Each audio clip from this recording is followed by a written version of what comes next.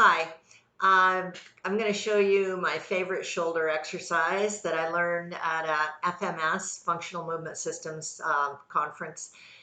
And it's great for the rotator cuff, believe it or not. It doesn't look like it, but it is. And it's a great shoulder stabilizer. It also works on your core.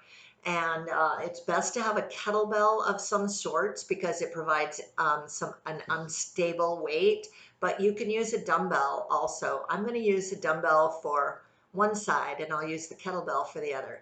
So here we go.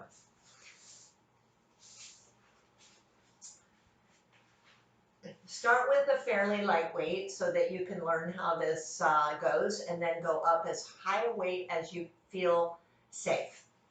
So start here with your knees bent, have your weight up, and then you're going to hang on to it with one hand. So I'm balancing it up here. This is what makes it a little stable. As it starts to waver around, my shoulder's going to have to do more work. So you're going to keep your feet nice and straight, level with your legs. And now I'm going to roll my knees to the opposite side from the weight I'm holding. I'm going to roll them as far as I can, keeping my shoulder blades down. When I'm to that point, I'm going to then use my core and come up sideways to where I'm totally sideways in line with my shoulder, and I'm pushing up with my arm, pushing that weight up to the ceiling. I want to hold this position for 10 seconds. And then I'm going to go back, starting with my upper back, leaving my knees down. I'm going to try to get my whole both shoulder blades down. And then I follow it up with my knees. And you can do 2 per side, or you can switch at this point and do the other side. So I will do the other side and I will turn around.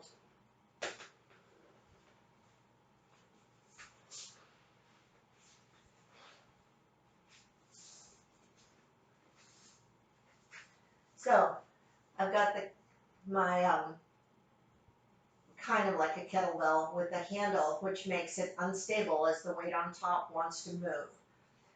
I'm going to have my feet nice and parallel, rotate my knees to one side, keep my shoulder blades down. When I get there, roll my whole body totally sideways. Don't stay halfway, get all the way over, all the way over. Hold this for 10 seconds, pushing up to the ceiling with my whole arm. Not a lot, but just definitely put pressure going up.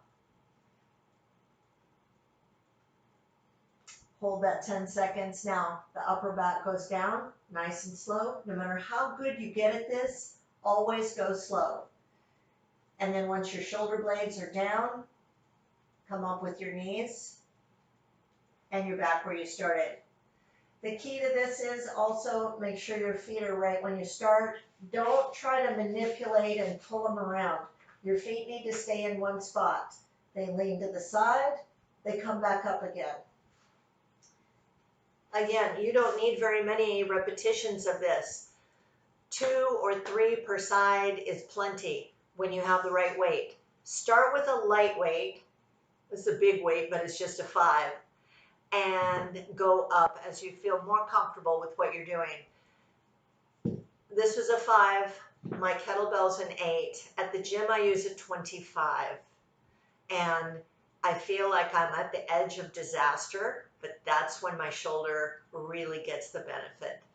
Just make sure, if you are using a weight that is uncomfortably safe, have a spotter. Have somebody standing there ready to catch that weight or keep it stable in your hand if it starts to waver and it's going to pull you back. Because if that weight falls, it could easily damage your shoulder.